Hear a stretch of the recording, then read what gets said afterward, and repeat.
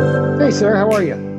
I must tell you, Judd, I am super duper excited to talk to you. I got the book today in the mail. Woo. Ah, look at that. Yeah, Quite the yeah, tome. yeah, yeah, Yeah, yeah. And I read that is your pretty much everything. That is pretty oh much yeah, everything. it's like everything, but it's weird. The mapping on this, the Lost Days is at the end, which is kind of like, huh? I see that as a purist. I would argue that I'm a viewer, I'm a consumer of media. When people would ask me like, how do you watch Star Wars? Like you watch them in the order that they were presented to the public. Yes, You watch yes. the original trilogy, then you watch the prequels because they're called prequels. In this case, I hadn't even thought about that. No, I'd want them to read Lost Days second. That's how you should Second, do it. really? Yeah. Okay, Yeah. okay, No, read how we started and then fill in the gaps. I mean, that's okay. how I wrote it, So No, you did, and that's I'll get to that. I read the introduction and so beautifully articulate. And you talked about how you were reading Hush and you were aghast at the return of Jason Todd, as was I. I was like, oh my God. Because at the time, it was like, I'm sure you've heard, like, there were people who stayed there: Jason Todd, Uncle Ben, and Bucky, right? And then, yeah, no. And Ed Brubaker and I in a 12-month period got rid of two of those. yeah, So, I actually thought to myself, I was like, did you guys actually talk to each other? Like, were you guys, you no, know, it's only after the fact. No, I've known Ed. I've known Ed for years and years and years. When we both started. I mean, we were both writing for Oni Press way back in the day, and then we got into superhero comics almost exactly at the same time. Um, so he was over at Marvel. He'd made the hop from DC over to Marvel. So I had no idea until we ran into each other later. Just that, like, it's like it's so weird. We both, brought the dead sidekicks back at the same time, like unbeknownst to one another. yeah, yeah, it was quite serendipitous. It was seemed like you guys might have been like, "Hey, I'm bringing back Jason Todd. Hey, I'm bringing back Bucky. Cool, it's so No, I actually didn't even know. I mean, I I don't read a tremendous amount of comics outside of the ones that I'm working on and the ones I need to. That's not true. I would read a crap ton. I wasn't reading a lot of Marvel. Basically, is the bottom line. And they were pretty well down the road when I was like, "What is this?" It's like, "What are they doing? Winter Soldier? Was it? Oh, he brought back Bucky, like for real, Bucky? Oh, okay." And I avoided reading it just because I was working the same side of the street as far as bringing yes, back a sidekick, and I yes. didn't want to accidentally like stumble into anything. So No, so there. that's well, that in and of itself is a nice little tidbit to know. So that's cool. Yeah. So this, I must tell you, when I was a kid, Hmm. actually, yeah, when I was a kid, I got into comics when I was 9 years old. And so it was 1991. I was born in 82. So it's 1991. And then even my family members and friends who weren't in the comics, they're like, oh, you're reading Batman? They killed Robin, didn't they? And I was like, wait a minute, what are you talking about? Like, because at that time, that was just when Tim Drake was introduced. So I was super Hmm. confused. Hmm. And so obviously at that time there was no Amazon. You couldn't just go online and be like, oh, let me buy this book. You know what I mean? Or there was no Hoopla. No, in '82 you were still dealing with back issues, Yes. and I want to say maybe right around then you had to they collected. Death in the Family was collected. Hmm. Was one of the earliest collections. I have it. I have my dog-eared, beat-up copy that I bought when it had come out, including with the fun quote from Denny O'Neil on back. Yes. That's how I found out that quote for the first time. Denny O'Neil would say, "If we were to bring Jason back, it would be a really sleazy stunt." Um, Well, which right there, the I love how you let off the introduction with that. That was beautiful. oh well, for those playing at home, Denny O'Neil, the original editor of the run on Batman: Death in the Family when Jason Todd was killed off, uh, had said not long after that, if we were to bring him back, it would be a really sleazy stunt, and that was something that was ringing in my ears for quite a while, and fortuitously, I was telling this story to a journalist with Wizard Magazine, the late great Wizard Magazine, and they said, I just did an interview with Denny O'Neil, and I said, I think he likes your run. It's like, what? It's like, yeah, you guys should talk.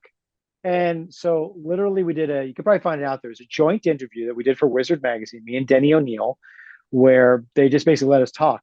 And Denny quickly said, "Oh, no, no, no. What I meant was by bringing Jason back, it would be a sleazy stunt," he said, "for us to do. And what I meant is that after we killed him off, if we were to bring him back a month later, a year later, that would be the sleazy stunt. I didn't mean ever. I just meant it's like, and this was a," he said, and your run was a good long time after that. He said, and it made sense. And it's sort of like he got it. And we're on the phone, so he can't see that I'm Oh, getting a little choked. I was getting a little choked up. I was so relieved that, it's Denny O'Neil saying, basically giving me my blessing and also telling me how much he liked the Red Hood run. It's like, oh, thank God, because it is something you tend to worry about a little bit. So Denny was fine with it. He literally meant them. He meant that they weren't doing this something that like just a cash grab, and now we're gonna bring him back a couple months later and he's fine. Like he wanted people to know he's dead and we mean it. well, I appreciate you sharing that too, because I was under the impression that was like a blanket statement. So for you to clear No, that up, it's like, oh, okay, cool. All right, cool. no, I thought so Didn't know too. that. No, Yeah. and the fact that they put it as like a pull quote on the back of the trade, they meant it to be kind of a blanket statement. They wanted it to be Right. thought of as that way, I think. Right. But no. Denny really meant he was trying to make it clear that they were trying to be really honest storytellers, and we can call it out that the death of Superman was a stunt. you know, Now anyone reading that should know that the creators of it would have told you that, like, is Superman really really dead? Like, yeah, he's really dead. So he's gone forever. Like, come on, you're going to make us say it? Of course he's not. We're doing a thing. We're telling a story. In this case, when Jason died, it wasn't a thing. A The stunt. story wasn't about his death and his return. Superman, the death of Superman is literally about the death and his return. That's the whole thing. That's what they're trying to do. It wasn't like he's going to be gone forever and that's it. The story was about losing him and bringing him back. And anyone reading the comics should know that that was always going to happen. Not the case with Jason Todd until I screwed it Well, you didn't. You screwed it up in spectacular up. fashion because it really is one of my favorite stories. And Oh, thank you, sir. no, really, sincerely. So when I was in middle school, I remember one of my friends, he told me, he's like, yeah, I know how Jason died. I'm like, how? He's like, well, I got to go to class because lunch period was almost over at that time. So I called him that night. He's like, here's my number, call me. And he gave me the whole story over the phone. And I was like hmm blown away, right? At this particular time. So when I saw him return, just like you were aghast reading it in Hush, right? Yeah. And then I had asked Dan DiDio, I was like, Dan, what sparked bringing Jason Todd back? And he goes, oh, well, it was sales. I'm no dummy, and he laughs and he's like, I asked for a pitch. Judd had a pitch and that's how it worked. And I was like, simple as that? He goes, yeah, simple as that. Now, that could have been really easy for you to just mail it in, you know what I mean? But you wrote such a wonderful story, such a real touching, gripping story. Like I was captivated when I read this in trade paperback. And then you decided to do the Lost Days. And I got to tell you, the Lost Days, amazing, amazing. Oh, Like I thank you. really thought I was Thanks. reading like a Jason Bourne movie, just with Jason Todd as the main character, and he just happened to come back from the dead. Well, thank you. I Oh, appreciate thank that. you. Yeah, the Thank you. Lost Days was a bit of a gift from Dan DiDio. Yes, no. Remember when well, circling back, Yes. um Dan uh I was in line to at some point hop onto Batman. Bob Schreck, group editor, who is my professional rabbi and always took care of me for years and years and years. It always said, like, yeah, at some point next like year or two, you'll get Who you crack. so that means you guys, what is the term, kibitz together? Is that the term? Kibitz, Kibitz. chit Okay. chat. Yeah. But in this case, it's. I'll put it another way. As far as like what I mean by professional rabbi is that Bob Schreck was one of the founders of Oni Press. Mhm. He and published some of my original stuff, and we got to know one another. Then he got a big job over at DC Comics, and it was probably about less than a year into his tenure there that he called me and said, "Do you like superhero comics?" Like, yeah, no, I love them. I said, "You're the only person I know who's working who hasn't called me for a job." It's like, so what? It's like, I just didn't want to bug you. He said, "Okay, well, I'm bugging you." And that's where we got to start talking about Green Lantern. So Bob brought me in to write superhero comics because he'd actually read an early draft of my graphic novel Pedro and Me, and Mhm. he had read that long before he read that even before it was published. So when he went to Mike Carlin and actually went to Ron Mars was thinking of leaving Green Lantern after many, many years. And Ron actually kind of wanted sort of tacit approval of who was going to be taking over the book that he Sure. had more or less just shepherded, created, made what it was for so long. So um, Bob and Ron brought me on to Green Lantern. To say all that to say this, at one point, in the mix, like Bob said, at some point you'll do some Batman. And I did. I filled in for 6 issues and sort of teased bringing back Jason Todd. So when my time came, like, what do you want to do? I said, like, I really actually want to bring back Jason Todd. And I told Bob the story, and I told Dan the story over breakfast at the San Diego Comic Con. And I gave him sort of the machinations, this and that, where I was thinking of doing.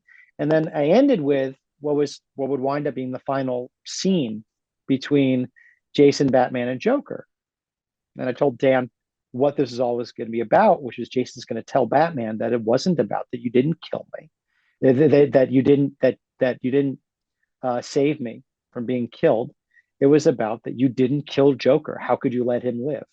And Dan said, "That's how it's going to end." It's like, yeah, no, then the building will blow up and we won't know what will happen. Because that's powerful. I go, yeah. I said, "Okay, do that." It's like, so I'm good. Just go do that. It's like, okay. It's like, I got about 2 years. Like, fine, go ahead and do that. And we were off to the races there. I mean, a lot of it is about that Dan and Bob believed in the strength of the ending. Less, way less Bob Schreck than Dan DiDio. Bob Schreck told me while we were doing it, I was a couple issues in, that he had to be honest with me that he didn't really like it. He didn't like the idea about bringing back Jason Todd, that he actually felt it was going to be kind of a cheap stunt.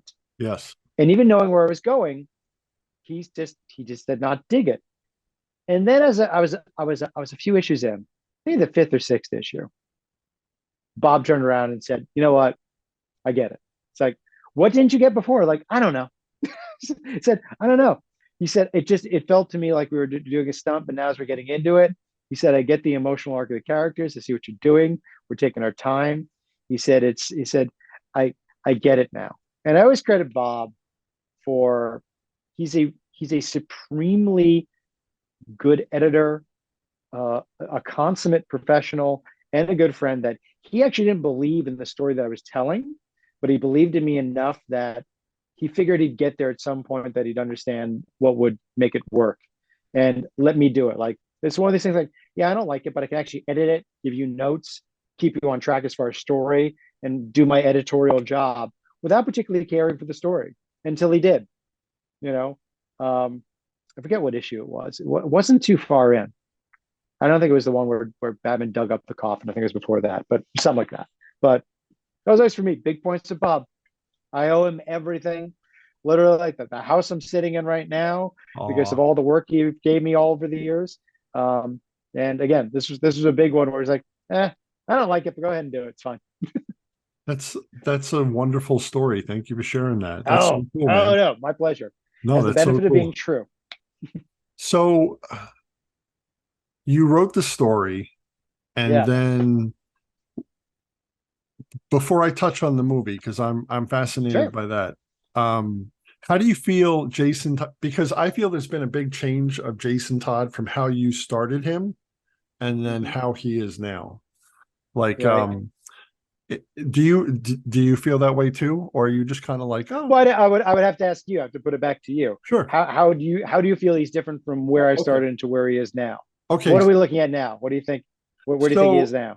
okay, so when you when I'm ready. Go ahead, So fire away. if I start frothing from the mouth, tell me, I'll just wipe it and cut it out. No So problem. when you first brought him back, I was fascinated by it because he's like, I'm a better Batman than you. And he was like, Mhm. the way too way overused term anti-hero, Yeah. Whereas now I feel like he's been adopted into the mainstream of DC Comics to where he's just another part of the Bat family. Like that whole like I feel like he could have been his own character. Like you could have, for instance, you could have written a title called Red Hood and you could still be writing it now. And he would be Hmm. standing on his own as like almost on the same level, maybe as Batman or bigger than the Bat family. Whereas now he's just Hmm. kind of been absorbed. And I feel like he's lost that luster of when you brought him back in that emotional connection that myself and many other people had. Mm.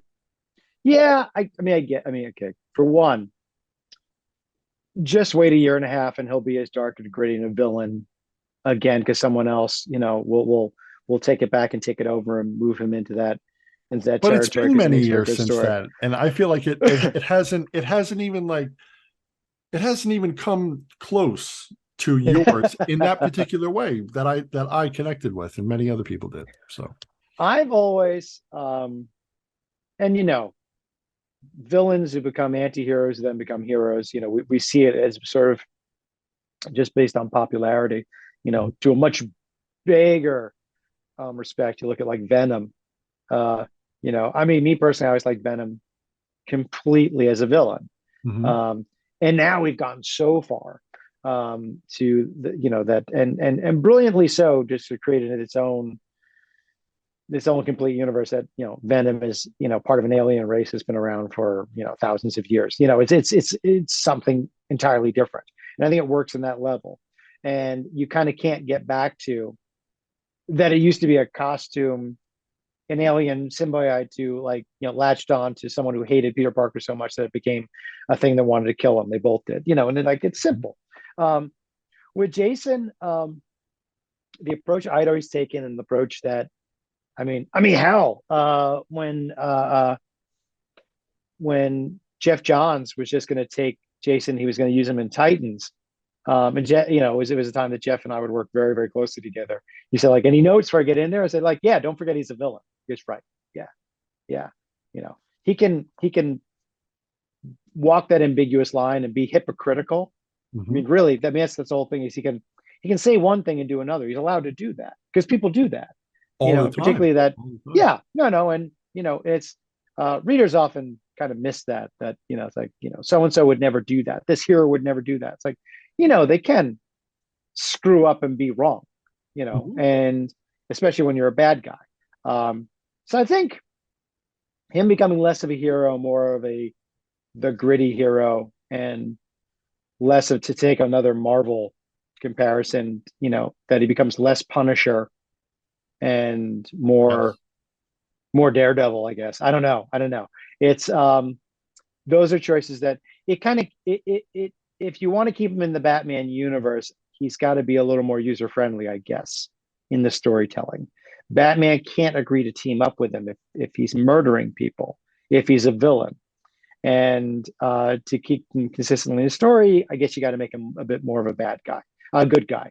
Um, I was less interested in that, um, and I could see how it would be difficult. I mean, again, I spent a couple of years writing the character, you know, had a little fun with him also in Green Arrow. Did I think the last arc I might have done was in Batman and Robin, um, where we had to give him red hair because Grant Morrison threw a monkey wrench uh, into the work because that's what Grant does. And that made it fun and challenging.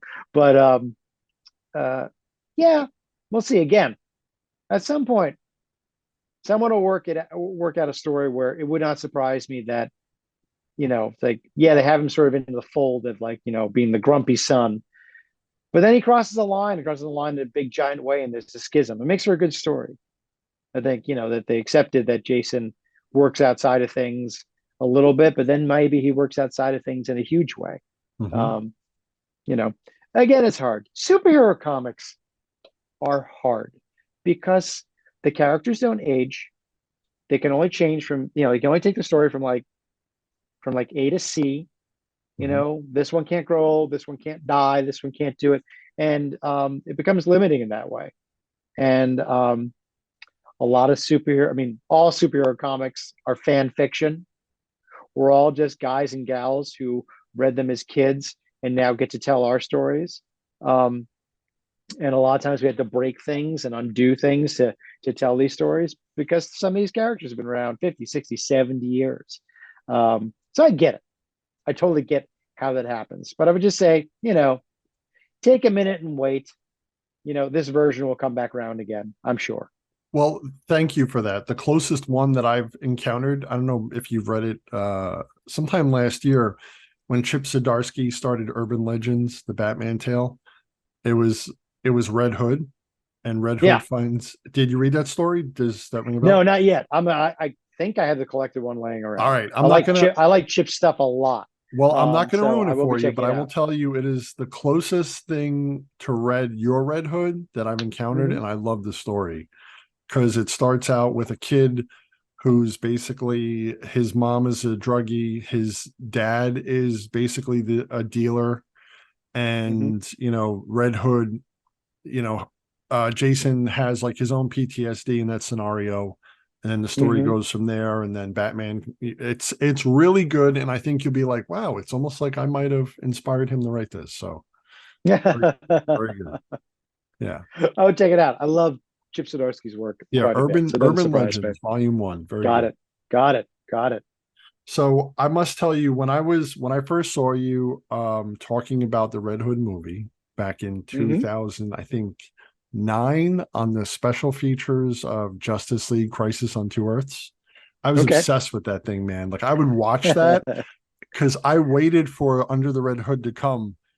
I was so impatient for it, and I remember seeing you.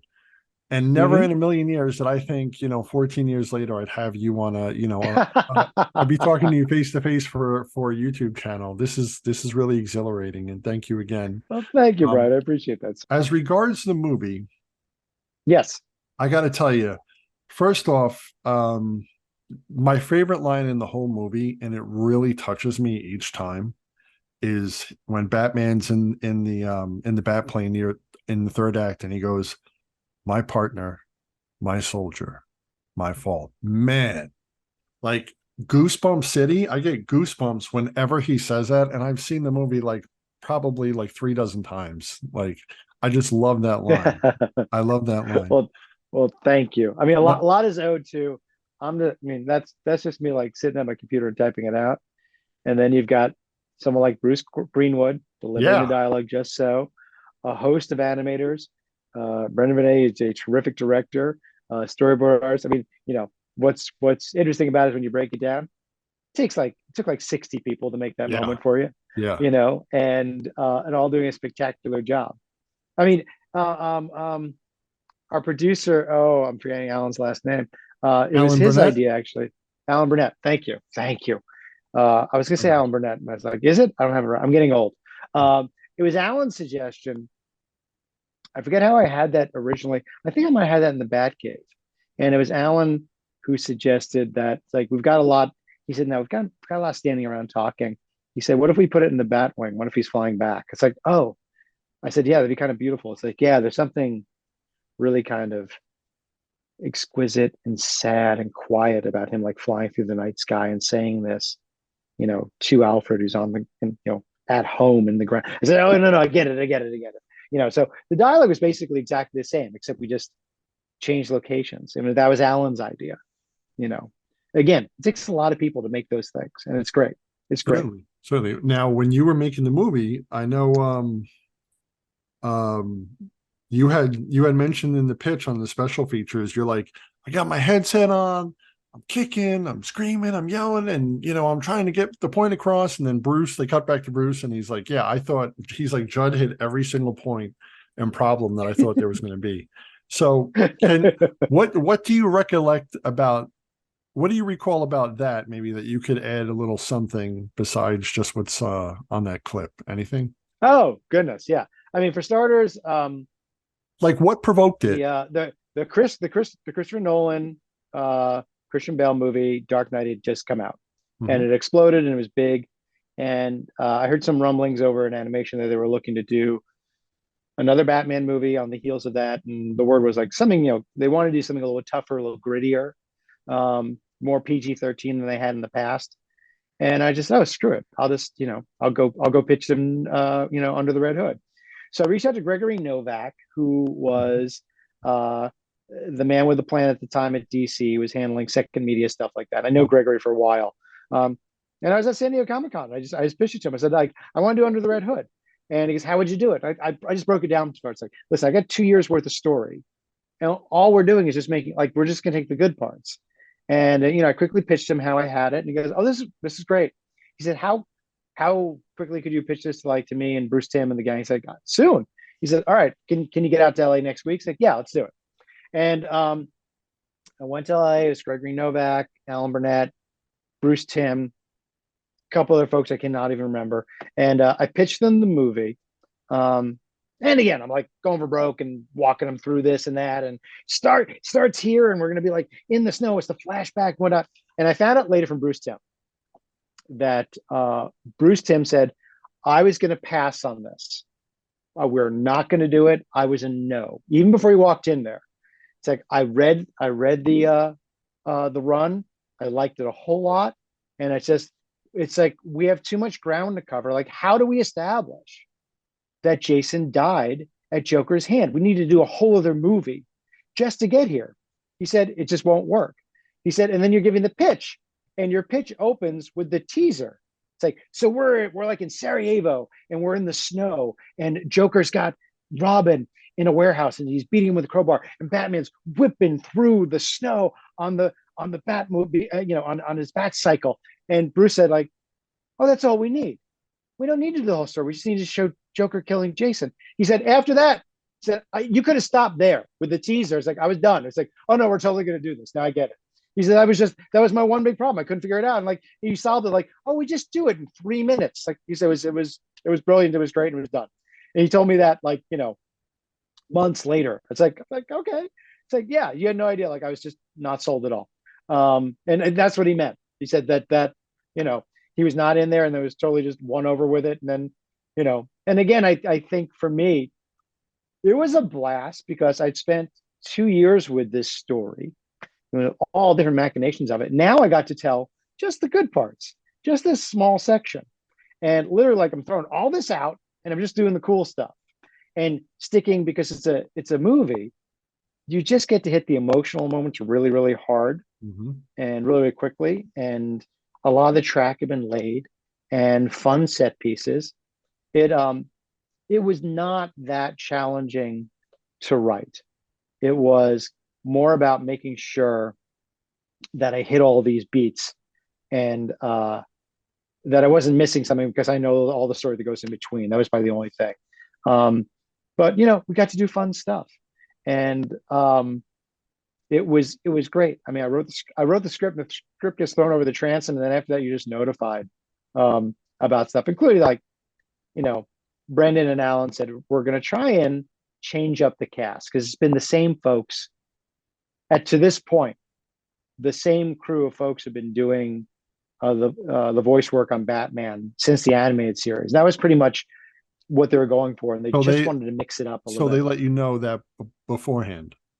Oh yeah, and that was just for giggles, just to let me know, Right. just a heads Now, up what they were doing, just to keep me posted, just kind of out of respect. okay. Okay. Um, Because I because there had a weren't. hard time buying that. I'm like, all right, Bruce Greenwood, like I assimilated to him, but who's John DiMaggio? Why isn't Mark Hamill being the Joker? So that was a big adjustment for me, and I'm sure many other people. So that's interesting. John was the only quote unquote at the time. I mean, folks at that point, John was and I mean this in the most respectful way, a voiceover workhorse. There's like 40 people maybe who do most of the voiceover work that you see on an animation on television, Mm-hmm. and John's like three of them. He had done everything. He had done everything, everything, everything. And I think when they were, so what I'm basically saying, so he was the only voiceover actor, Ian Batte's voiceover actor, and John's done other stuff. He's done on camera stuff. Bruce Greenwood, Jensen Ackles, Neil Patrick Harris, you know, these are on camera folks who do voiceover for kicks. John is a voiceover guy, and I think they looked at a bunch of people, and what it finally came down to is like they kind of shrugged and said, "I think I want to give John a shot at this." They just felt what they were looking at. They didn't quite get the Joker that they wanted. So they just had Judd come in and like, he might have, I don't even know. I think he might have even just given his Joker over the phone. Like, Hmm. what would your Joker sound like for this? Like, I'm not even sure he had to come in and like fully read. Like, great, that's it. You're our guy. And he's so good. He's so insanely good. Yes. Um, and they all were. I mean, it's honest to God, I just watched. My daughter is 14. She hadn't seen it. My son, who's a big guy, is 18, watched it years and years ago. So we rewatched the movie just like a month and a half ago. Okay. And damn, they're all so good. I mean, it's a murderer's row of like geekiness. The cast that we got to do the movie, and they're all good. From beginning to end. Um, you've got Yes. the Okay. brilliant Jason Isaacs and he does just this small two pivotal scenes, and just kills it. Mhm. Anyway, it was a lot of fun, a tremendous amount of fun. Were you in the studio for any of the recording, or were you just, or no? No, I again, like I mean, uh, uh, I've created and produced my own animated series. I've written for animation for a long time. If you're not producing, oh, I'll put it another way. If you're not producing, and if you don't happen to live in the area, I was in San Francisco and they're recording in Burbank. So I was kept abreast of everything, like at every step of the way, um, purely because these are really good folks to work with. That's not always the case. A lot of times, the writers, you write your script and you don't hear squat until it's coming out. In this case, they told me they were casting. I was alerted that like we've done the records, we're doing this. I saw some footage as they started animating and putting it together. Um, I saw the first really really really fully assembled cut prior to maybe all of sound effects and music being put in. I think the soundtrack had been put in, and I literally just like sat down in Alan's office. He gave me headphones, like, okay, go watch the movie. And went over it, like, do you have any notes at all that we could possibly fix at this point? And I really didn't have anything. So I got to see it along the way, a little bit more so than probably most get to. So were you geeked out hard when you watched it with the headphones? Were you Oh like, yeah, well, it's ridiculous. It's like anything in animation. When you it's a little bit like doing superhero comics but on steroids. When you do superhero comics, you write a script, it gets thrown over the transom. You might get to see pencils Mhm. depending on how fast everyone's moving, and now it's easy because everything's electronics. You can see the pencils along the way and maybe you give notes. But to see it come to life first on the page like that, it's always amazing. It's beautiful, and to see you create this thing and someone like makes it, it's great. And with animation, again, it's like it's on steroids. It's just, you see it come to life in a really, really great way. When the words come out of their mouth, and the words come out of that by these brilliant actors and these amazing storyboard artists and animators who bring it together, it's like it's a blast. It's so much fun. Everybody should have that experience. like you can mouth the words as they're being said because you wrote them, like my partner, my soldier, my mom, like that as you're watching it. Yeah. You never get that far. You're just kind of leaning into like, how's it happening? How's it Yeah. happening? Yeah. And somebody's like, oh no, I wrote that. It sounds so much better coming out of their mouths. It's usually that. It's usually like it sounds so much better this way because now here it Yes. is come to life. When Yes. someone makes to actually hear a joke play out, to actually get like a line of tough dialogue actually delivered, Bruce Greenwood like kind of grunted out, you know, having him like, scream like enough, just as he starts beating the living hell out of Jason. Come on. That's just me just typing the word enough with an exclamation point. And actually getting to see it and seeing like, them like him cracking his head on a toilet. It's great. Doesn't get better than Yeah. Who knew cracking someone's head being cracked down a toilet would be so evocative, right? It's so cool. that. It Yeah. was. I don't even know if I wrote that. I don't know if that was written or that was in a board. I'm pretty sure it might have. No, I probably wrote him to getting his head smashed against a sink, something like that. And then they also decided to break a toilet because it's kind of evocative. You can sort of feel it. Yeah. I love the part when he's like, no, God, no. but if I ever went down that path, I'd never come back. And it's like, yes, Yeah, Batman, yes, Batman. I think Bruce Greenwood told me that he would have preferred to get one more crack at that one. It's Really, funny, like after we'd watch, yeah, no, it's actors, and it's great, and actually, great. you kind of expect that. I mean, it's one of the reasons why sometimes actors won't watch their own performances because all they do is critique themselves. Yes, So we were at San Diego, for which was like one of the great professional experiences in my life. Is that it was premiered at the San Diego Comic Con with an audience of 5,000 people, which it was a blast. And then sharing the stage with me and Brandon and Bruce Timm and all the actors. And I got to talk to like Bruce afterwards, and I was, oh, it was great job, great job. And he's like, you know, you said like I thought it came out great, great. Like, kind of want to. I would have liked to like one more crack at it. And I think it was actually that scene. Like I think it was that scene he was talking about. They wanted to, and that's the funny thing is that Bruce, you're crazy. It was great. It was so great. What could be better? What could be better than that? But actors, they want it. If I could sure, just get a little bit more, a little bit sure. more. Well, I loved one of my other favorite scenes in that is when Batman and Nightwing go to Arkham to visit the Joker to make sure he's like locked up. And Yeah. the Joker like provokes him with talking about basically Jason's, being eaten by the worms. Man, that was such a great line and a great performance. Hmm. And then Batman, he's like, "Oh, what are you gonna put me in a body cast for another 6 months?" Ooh, like it was like, Yeah. yeah.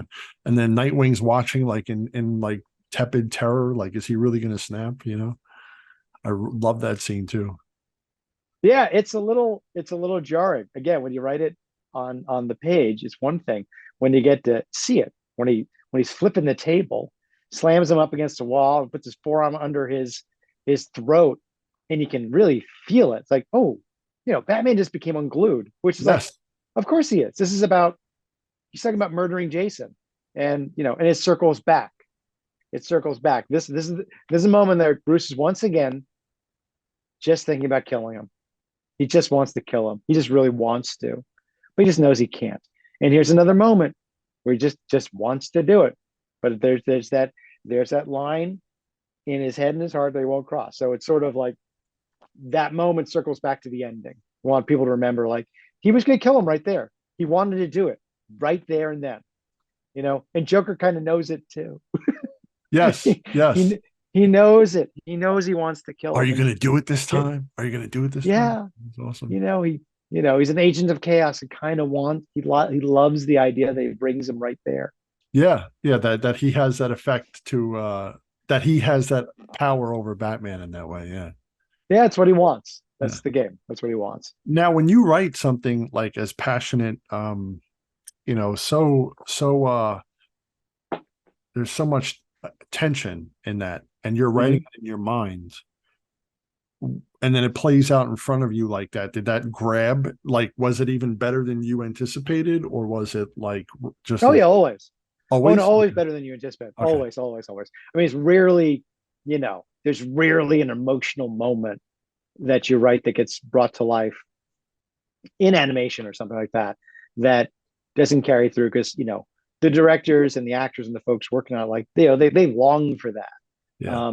It's always a lot better. I mean, writing scripts.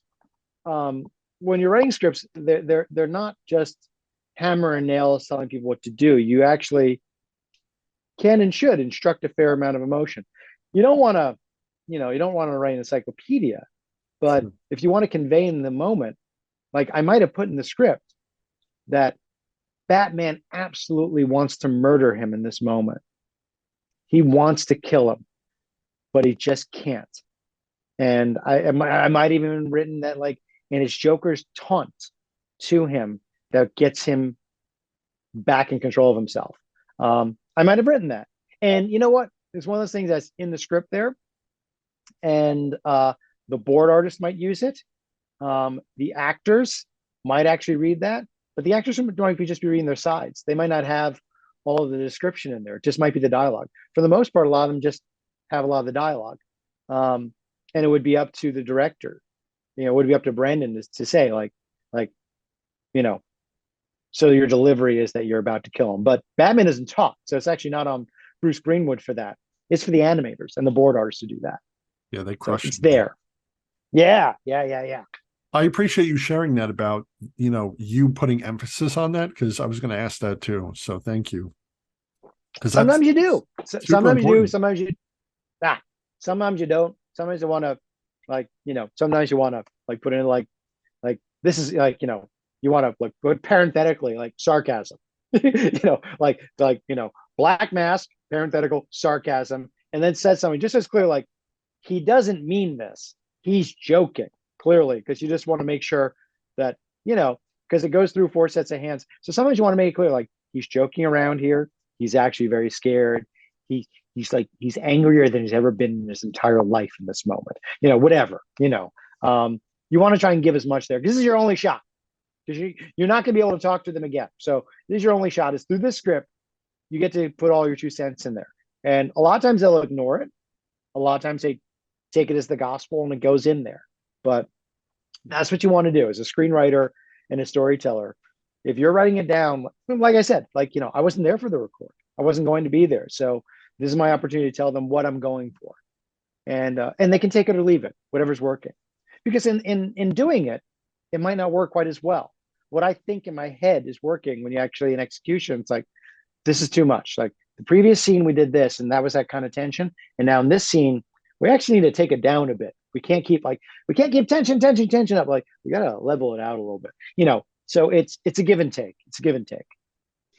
Well, that's interesting because when you write a script, are you a full script writer when you wrote comics? Were you kind of one? Yes.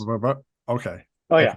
Oh So yeah. it's kind of like that, to where it's all right, you're talking to Doug Monkey, and you're all right, first Mm-hmm. scene, we see Batman jumping down. You see the bat symbol on his boots. His boots are coming toward us, or, Oh yeah. No, and absolutely. It was the advice Bob Schreck gave me way back when I first started. He said the scripts you write, you're writing a letter to the artist. Talk to them. Don't just act like it's any person doing this. Talk directly to them. Try to get what you're getting across here. oh, And if it's a snail's eye view of this or that, or if you can't actually describe, what you want to be happening, if you're describing just the emotion of it, right. the artist will get it too. Um, Even if it's from his teeth, they're gritted like he's lifting up a 500-pound weight over his head, on the 10th rep. He's mad as hell that he's not able to do it. Even that, or description wise, okay, so what I'm going for here? I'm going for that he's exhausted, like in that shot in Platoon when Willem Dafoe gets shot to pieces and dies, and it's Oh the movie man, poster one where he throws his arms up. I'm kind of going for that. You don't have to have him on his knees with his arm thrown up, but that's kind of what I want it to feel like. And then the artist will do that. It's no, I got it. I'm not gonna do extra. I do a side shot. I know what you're saying, and okay, I'm gonna break it up into 3 panels and blah blah blah. It's they get it. So that's how you tell them. That's how you convey it. It's how do I get it out here to put it here so they can put it on there? Sometimes it's a lot easier to make reference to something like that. I mean, anything from okay, so the part in Jaws when Quint has now is after the boat sinking, but Quint has then gone back and he's put his jacket back on, he's buttoned it all the way back up, he's put his hat back on, he's back in uniform. It's that's what's going on with Hal Jordan right now. It's he's gotten his shit back together, but there's an undercurrent that bad shit's about to happen. And it might be a nothing thing, but a lot of times what happens is that the artist just gets it enough that you're reading it yeah, the way he's got Hal standing there with his chin up and his hands in front of him like that, he's at attention, he got it. He just got it. He got what we're trying to do there. That everything went bad, and that Hal's just kind of got himself together a little bit. And it's just I'm referencing that, and all of us geeks watch the same crap, so I can say something specific like that from Jaws, so he totally knows what I'm talking about. yeah. Things like that. We do things like that all the time. At least I know I do. No, that's great. That's when I send this video to my buddy and he edits the video, I told him, I'm like, edit the video like you'd want to watch it, and that's basically the same Right. thing, right? As opposed to like, Uh-huh. hey, 5 minutes in, do this, or like this and that, to where you're just, you're taking away that the organic part of it. I like that. Yeah. Write it like you're talking to them. That's beautiful. Yeah, because it's collaborative. This isn't, I'm You're not the handing drill them. sergeant, like, hey, No, yeah, it's not like I'm handing them a blueprint and say, go build a deck. It's not like that. We're making a story and they're storytellers and you're in it yes, together. yes, you And are. you do everything you can to convey as much as you can. So on the other side, the story is great. And whatever they can bring to it, what you want, the dream is that it's always better. And it almost always is. You know, I mean, there's peaks and valleys, but it almost always is because, they're bringing it to life. Um, and with the Red Hood run, on Batman, I got to work with just such great people. I mean, really, really great people. Um, really just badass storytellers. I mean, Doug Mahnke took uh, the lion's share of it. And what Doug does, not only does he does great action sequences, um, and doesn't feel the need to get overly fancy about breaking out the panels in weird ways and trying to structure in the page in weird ways. They're really, he goes for like kind of an old school like linear fashion, which I think really, really, really works and really serves the story. And such great acting. It doesn't, the acting that he gets out of everybody looks different. Everyone's designed differently. They're not like interchangeable, like, from Alfred to Bruce to Jason. They have different body types. They have different physical shapes of their heads. And these things matter. A lot of times Absolutely. there's a lot of artists who, like they have kind of a limited range and it shows, from the men and women and the heroes that they draw. So that's one thing. But Doug gets great acting. He just does these things, you know, a tilt of the head, a look in the eye, a camera angle, and he gets so much out of just a single panel, um, and deeply clever.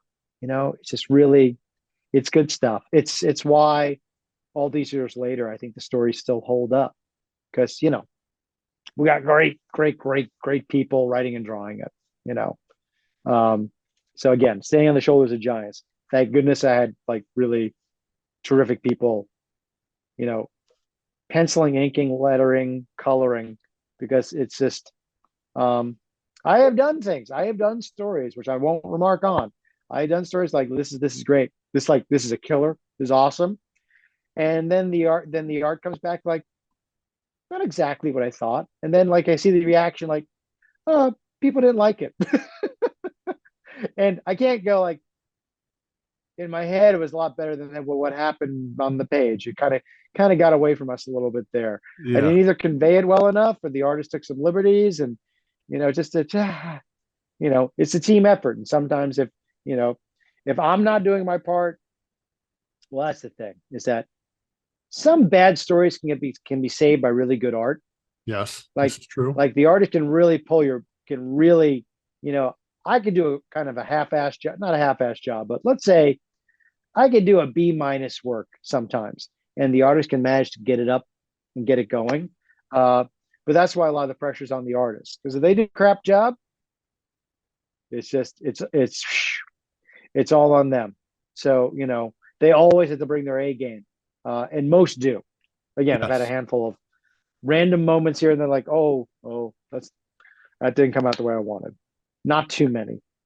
Now, when you wrote this one, the Mhm. Red Hood, did you ask for Doug, or was he just assigned to the story? Do you recall? No, Doug was revolving in and out of Batman, Hmm. and I think I can't remember if he just finished a Justice League art and came out there, but Bob Bob Schreck, huge fan of Doug Mahnke, really liked him for the story I wanted to tell. Really wanted to get him on a longer run of Batman, so it just came about. And I knew Doug's stuff. It was one of those things like, yeah, Doug Mahnke's coming on board. Like, gosh, you kidding me? Like, yeah, it's like, yeah, well, great, yeah. And Matt Wagner, who I know real well, like Matt was one of my first friends and mentors when I entered comics.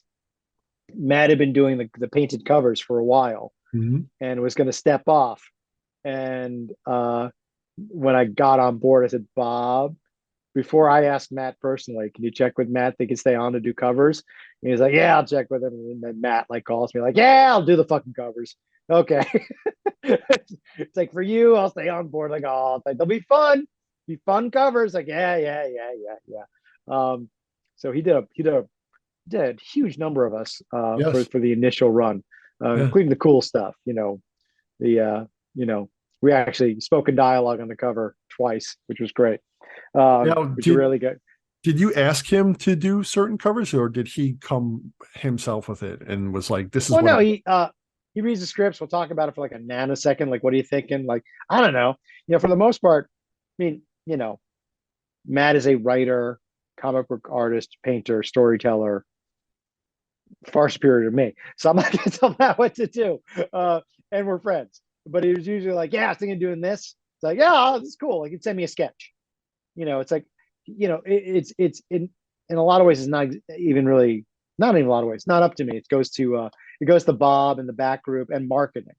Okay. They Okay. go over, Matt Wagner will do like 5 or 6 sketches and they'll pick one.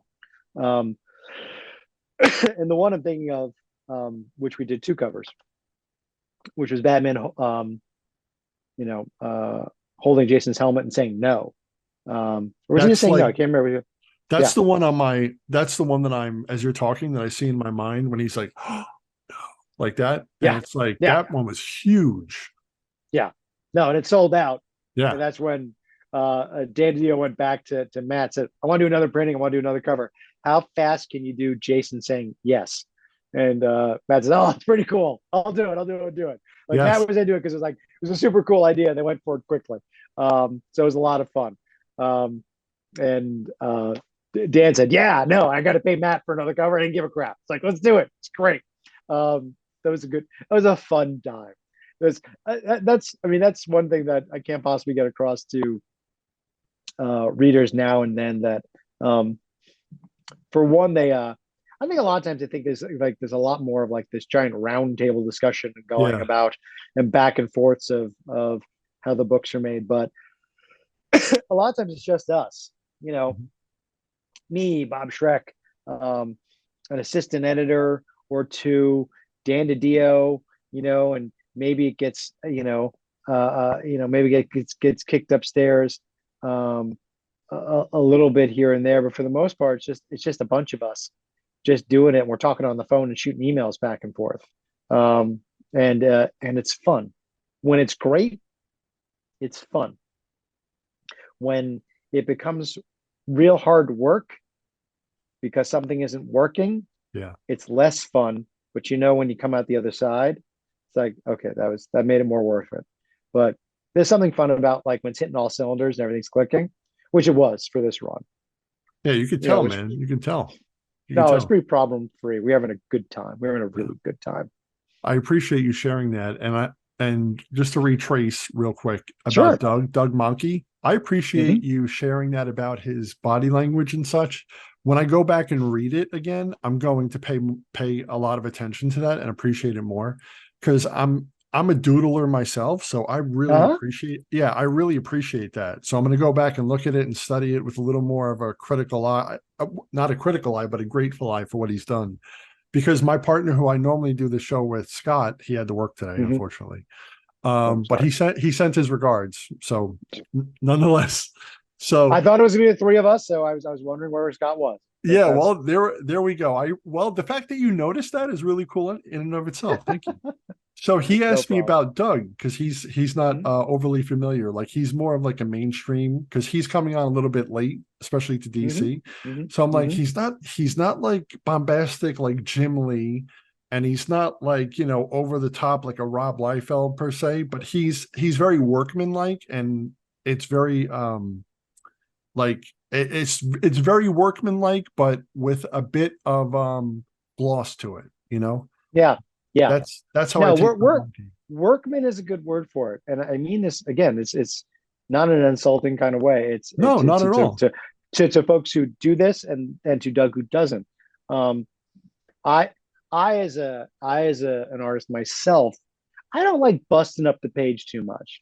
No. I don't like it to be overly confusing. I mean, I like a great splash page as much as anyone else, but getting too funky with the panel placement, getting too funky with lettering and whatnot, I find it makes the storytelling, no, not the storytelling, the story reading. It shouldn't be a challenge to figure out where you're going to be on the page. So I appreciate things which are a little more by the numbers. Again, Mhm. as a compliment, because doing it by the numbers means there's no hiding. You know, you have to, you really have to, you have to draw what's there. And a lot of times, a little bit goofing around. It's a little more special effecty than drawing Yeah. the characters at work. You know, and I love what Doug does. Again, it's one of the reasons why I think it holds up is because the art um, It could is, exist in like any generation. yeah, it's very approachable, Right. very approachable. And you can pop right in there, and for the non-comic readers, I always feel pretty comfortable. Like, would I like your Batman runs? Like, yeah, like yeah, it's easy to read in that way because the storytelling is very straightforward. You should And add an O before that. Oh yeah. Oh yeah. Oh yeah. Oh yeah. Yeah. Very cool. Very cool. And thanks for sharing the stuff about Matt too, because I love those covers. it's the best. It's the I best. really, I really, really do.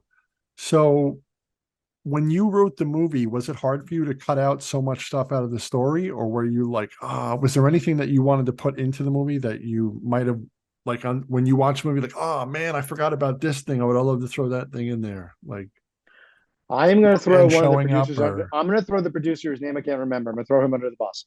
Um, one one thread that got cut out, not a thread, but one character bit. So I wrote a lot of my Black Mask dialogue that was in the book. I made Black Mask funny, yeah. And darkly funny, he comes sinister across and in the movie funny. like that. Yeah. Yeah. Yeah. Well, that was because Brandon put a lot of it back in with visual jokes. Okay. Um, when the producer cut out all the jokes because he thought like it feels like it's gonna be too silly. I said it won't in execution. I said he's more terrifying because he's joking about things. And again, we're talking about 7 or 8 lines of dialogue, Uh-huh. maybe, but it makes a difference over the course of a movie. A movie's not that big. But this producer wasn't Alan, it was somebody else. Uh, he had me cut them all out because he thought Black Mass shouldn't be funny. And when I was watching one of the passes, I noticed all these jokes going on with Black Mass, like Black Mass punching guys out, Yeah, which that was was awesome. That was funny. I didn't have in the script. That was all Brandon. Oh, And okay. later I said the punching there, like, yeah, I hope you didn't mind. He said it kind of felt like we needed a bit of levity, and I had to tell him like, you didn't see the earlier pass of the script because what? And I told him. He goes like, oh man, if I'd seen it, like I know, don't worry about it. He said if I'd seen it, I might have gone back and had them record the dialogue if I had known. He said, yeah, it's just and I'm sorry, I'm petting my cat. We just jumped into frame. Did you jump into frame? No, Troy's not in the frame. But yeah, so that got cut out. Black Mass being funny got cut out, but instinctively Brandon put it back in, so Black Mask is funny. So it worked out anyway.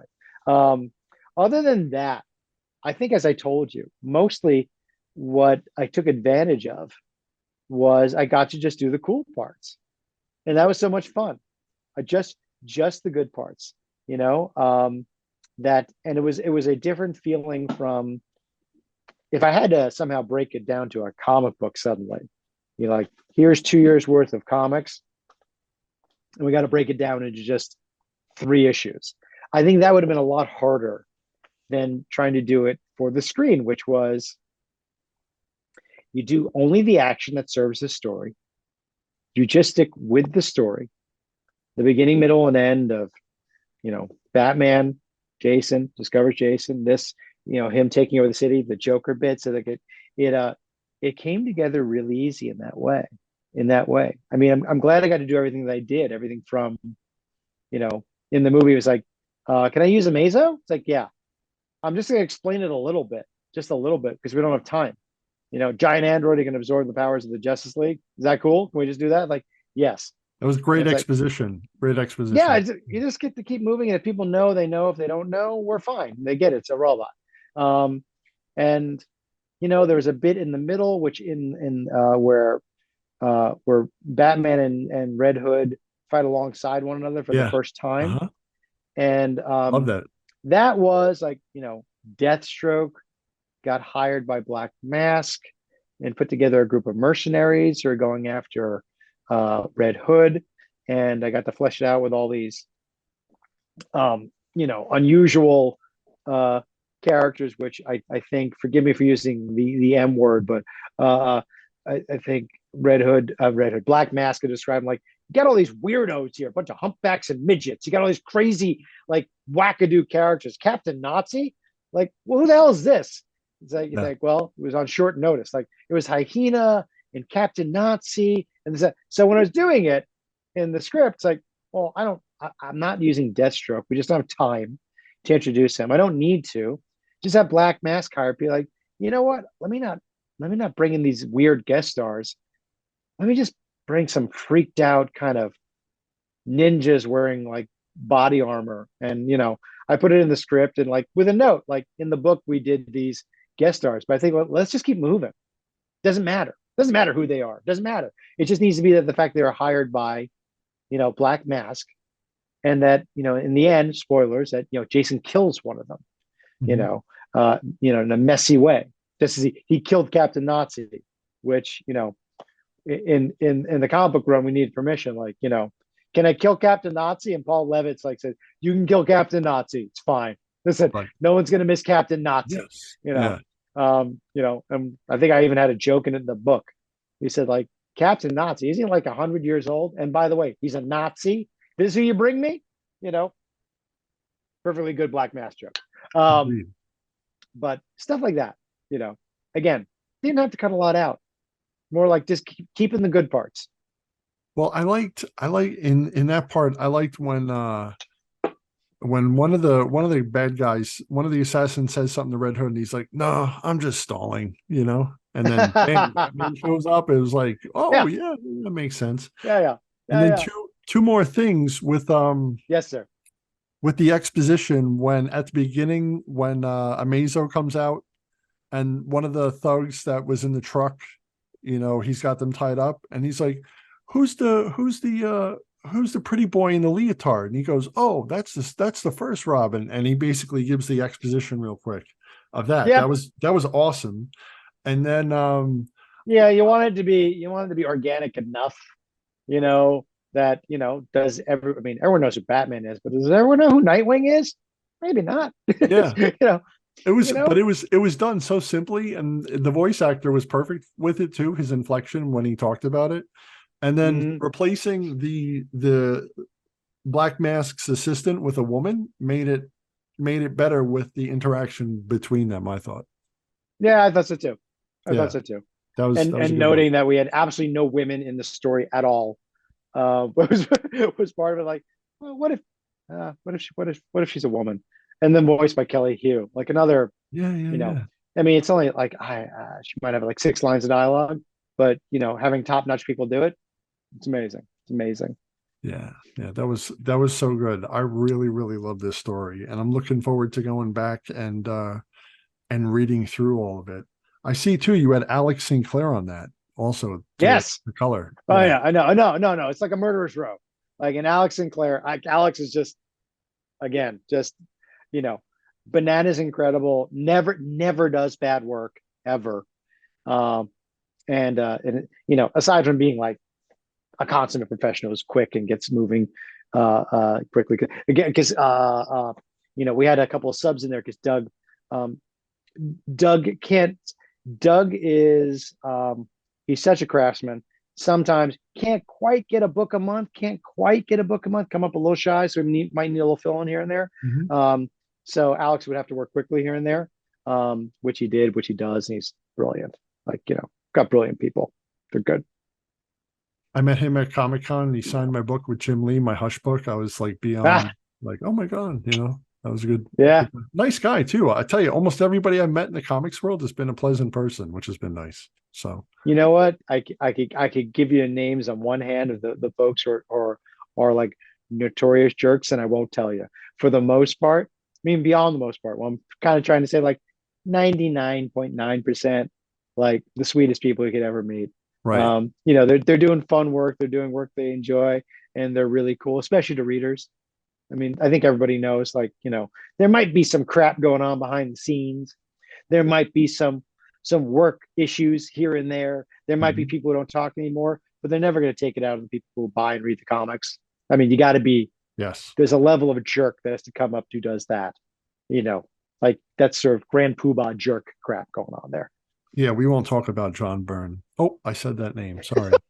Uh though Dan DiDio told a funny story. He's like, I went and saw John because I asked him, I'm like, is John Byrne as curmudgeon as I've heard and read? And he more or less he was very even keeled on that, but he shared how he got some sort of bad staph infection from a spider biting him at John Byrne's house, and he had to rush himself to the hospital. I remember that. You remember I that? Yeah, remember yeah. that. I do. Yeah, it's like talking about the bad, like the bad juju going on at John Yeah, Burns' yeah, house. John, of Um, all people, right? It's like, yeah, that, in a way that kind of makes sense. Anyway, Claremont and Byrne and John Byrne are why I basically managed to become a storyteller in every way. So I yes, learned how to draw by copying John Byrne's artwork, right out of the comics. So from X-Men to Fantastic Four, like it really just, um, absolutely just, when I start talking about like influences, he's right in there. He's right in there. I, But I forgot about this. I forgot about the spider bite. yeah, yeah. And I was like, you didn't get any powers. It's too bad, Dan. Yeah. Next Yeah. time, maybe. Maybe Maybe if next we time. see his hair growing back, then we know another spider must have got him. So, but that's funny. So when just like drawing something, like there's a favorite part. Like when I draw, I love drawing the muscles, especially on the upper body, and I'm like, oh, cool, I get to shade this and do that. And though we've Hmm. mentioned so much about the movie or the story, was there a certain part of the story of the movie that was your absolute favorite? You're like, oh man, I can't wait to put this down on paper or put it down on my keyboard. Oh, in writing it, as I said, I got to keep all the cool parts. Uh-huh. So, like the entire process of, to make a metaphor about like, um, just taking the best stuff out of the box. Okay. And it was a bit of an assembly thing, like looking at the stories, like take this and take this and take this. A lot of the dialogue is verbatim. A lot of the dialogue is exactly as it is in the comic. And it's sort of like, oh, cool. I get to put that here and put this here, and they're actually going to speak it in a way like, let me cut this part out here. Let me move this here. And it was just taking the cool parts. I was very excited that I got very few notes. And I don't think I had much of a rewrite. I think I had like a little bit of a punch up here and there, a few things here and there. But I was quite pleased that they didn't at all want to cut all the dialogue heavy stuff at the end. Mhm. Because in the end, we got a lot of talking. We got a lot of Batman and Jason Todd and Joker talking. Um, you know, and I was wondering, like, how is that going to play with animation? Are they okay with it? Like, I think it's going to be interesting. And they were all in. I was just very, very excited because for me, the whole story rides on, just as I talked about, as we kind of come full circle here at the end, talking to Dan DiDio over breakfast at the San Diego Comic Con and telling him about the ending. For me, it was the most important part. This is it. This is the scene that makes the whole story important. When Jason tells him that, he tells Batman, this was not about the fact that you let me die, that you didn't save me. It's the fact that after all these years, that you let him live. I thought that him killing me would be enough. It would be the one thing that finally got you to do it more though than anything else. And it was, they kept it in, Mhm. and it was performed well and was animated well, and and it still gets me choked up thinking about it, you know because that's what it was all about. you know all the craziness and the costumes and the exploding helmets and the fights and all that, it all came down to the three of them in this room, and Jason just dealing with his broken heart, that he felt like his dad didn't love him enough to take this level of revenge. And Batman basically explained to him, like, it's not about love, and it's not about you. That's what he's trying to tell him. Like, this, I can't let myself do this. and telling Jason that this maybe is something you've never understood, and Batman facing that, like, maybe you just don't understand, because he doesn't, because he kills people.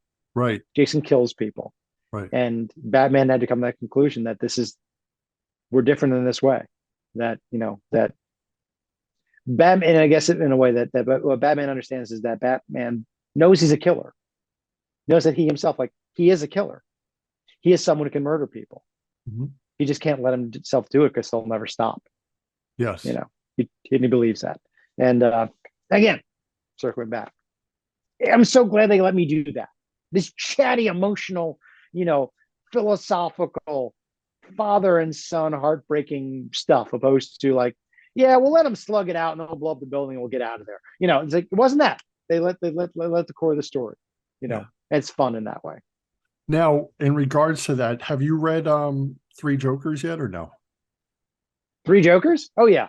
Yeah. So that also, just like I mentioned, because earlier I mentioned urban legends, but also that made me think of your run too, in that it was very apropos in connection with yours, because what happens with Jason in that story and how. Yes, I mean, Scott Snyder, he had told me before he was working on this, and I'd read since then in interviews after that he, and it's quite the compliment, had mentioned that Red Hood was an inspiration for a lot of the emotional arc that he was going for with Three Jokers, that he looked at, and that was Jeff.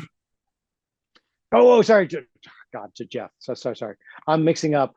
What was the one Scott did? Now he did Death of the Family. I'm doing it earlier than that. I'm trying to remember the one that Scott Snyder, which had reference in that, and yeah, I don't need to, again, as far as Jeff, like, yeah, Jeff doesn't even notes from me as far as, like, motivation with Red Hood and Jason Todd and whatnot, because when I was doing it, Jeff and I are like swapping scripts every 10 minutes and going over stories, and it's like, I'm gonna do this thing in Outsiders and you want to pick it up over there in Titans. Yes, we're all working together simpatico, so even later, so Jeff didn't even know. So right, Three Jokers. Forgive me there. I'm getting old again. That's fine. That's fine. Jeff, I feel like Jeff picked up on your inspiration, or he had inspiration and picked up where you left off, sort of, kind of, with Red Hood in that story. Oh, so. Yeah. I would even go so far as, like, I don't think even Jeff is taking inspiration from me, that in as much as that, like, it's the story. I mean, my buddies are so much a part of my head and heart when I think about Red Hood. When I think about doing the story, I'm thinking about Jeff Johns. I'm thinking about Greg Rucka. I'm thinking about Dan DiDio and Bob Schreck. And I'm thinking about, and of course, Doug and Alex and everybody who worked on it. Like, they're in my head as far as, like, they're the team who's, like, not even on the bench. They're on the sidelines doing their other stuff too at the same time. They're part of this experience at that time, because we're all just writing our balls off as much as we could, pumping out books and trying to make these big stories, which would become bigger stories. That was, to me, that was the golden age of my DC fandom. Sincerely, all that. Well, thank you, sir. That's a huge compliment. Just so you know, we were having a great time. Yes. It was one of those things where we did stuff like, we're going to figure out Crisis before anyone knew we were going to do a Crisis, and Dan brought me and Jeff Johns and Greg Rucka and Eddie Berganza, and we all got into a room in Burbank, which was like a large office room, almost like a warehousey sort of thing. And we broke the story for like 3 or 4 days. And then when we were done, Jeff Loeb came and looked over what we were doing and joined us for like a few hours to throw in a couple of ideas here and there. And it was a blast. It was like, Stan Lee had created the bullpen, which we know now is like a bunch of BS. They weren't actually all in a room together. They're all at home and dropping their stuff off. There was no bullpen where people were shooting ideas back and forth. It didn't happen. We actually did that in a real way. We actually had, we had like, a couple of days where we broke big stories, which would become Crisis, and the 5 or 6 books that we're all writing after that. And it was fun. It was fun in that way. Yeah. Because that you all did 52 also. I might have to hand over my DC card, but I have yet to read 52. I have the omnibus, and I'm starting Okay. like a reread. And I'm trying to Uh-huh. get through like Crisis on Infinite Earths now, then go to Identity Crisis, which I absolutely adore, and then do do Infinite and then 52 and then Final Crisis. So that's what Well, I'm I trying to get think done. I think a lot of his owed Identity Crisis kind of like was the springboard. Brad Meltzer and Rex Morales' Identity Crisis really springboarded all of us into doing everything that would follow. So Yes. it's a good place to start, and you'll love it. You'll love it. I envy that you get to read it for the first time. Be great. I mean, Yeah. good time, sir. You're gonna enjoy it. Yeah. Identity Crisis is such a great story, and I stick up for it whenever I can, and I tell people. And then Dan even said, he's like, if you have a problem with some of the things in Identity Crisis, then you must not have liked Watchmen or not read it. Whereas if you like Yeah, Watchmen, then you should like Identity Crisis. And I was like, oh, fair point. Great point. So I'm going to yeah. keep that in my It's back pocket. absolutely Forgive me. Is it Hilo or Hilo? no. It's Hilo, and Hilo. that's okay. Hilo is how you pronounce the city in Hawaii, which is how it gets mispronounced. I Okay. didn't know, but no, Hilo Hilo. is in high and low. So yeah, no. So I'm working on my 11th book, the 10th. So Hilo, for those playing at home might not know, it's an all ages graphic novel series that I do for Random House. Both kiddos and grown-ups dig it. The fun part is that a lot of grown-ups will buy it for their kids, and they know my work from superhero comics, and then they get to reading it like, oh, you know what, I dig this too. It's like, yeah, it's just a superhero comic. It's just, I'm just doing a superhero comic. It's a big old superhero comic. It just has to be drawn in the style of like Calvin and Hobbes, because how I draw. Uh-huh. And it's, and the language is geared towards, children, but it's like watching a Pixar movie. That's all. Oh, As far as it like being for kids, well, I think it's that's a very big all sell. ages. I think that's a It big is, and sell. It's like a I'm Pixar I, movie. I'm very, very lucky. It does well. It does good, and yeah, the 10th one will be coming out next year, in February. So it's good. People should check it out. If you liked what I've done in the past, it's worth checking out. I love Fantastic. doing it. Yeah, I can tell. I can tell you. I can tell that you do. I I do. just I just remembered my last Yes, sir. question. Do you have any story that maybe has been baking in the back of your brain that maybe in a couple of years you might come back to DC or pitch something there, like this Oh yeah, magnum never opus? never say never. Things come up here and there, big stories, little stories. I do get phone calls and offers to work on this or work on that. I am very, very busy. I mean, I'm writing and drawing my own graphic novel series. That means penciling and inking and lettering. I have a brilliant colorist, Marta Liejo. She does the coloring. It's the only thing I don't do. And I do about a book a year that takes up most of my time. Um, and then a few other odds and ends here and there. But there's a couple stories rolling around in my head Yeah. always. There's always a couple of things that, I never got to do a good run on the Hulk. Um, and that's probably the only character that I love deeply that I can get a real good crack at, even on my run on Exiles. Um, but never say never. I mean, that is something I always live by. Like, never say never. You never know. I do still love superhero comics. Uh-huh. It's great fan fiction. I do lean towards that. So at some point, I might crank out something else. You never know. Wow. Well, the Hulk, you and the Hulk are, just so alike. I could just tell.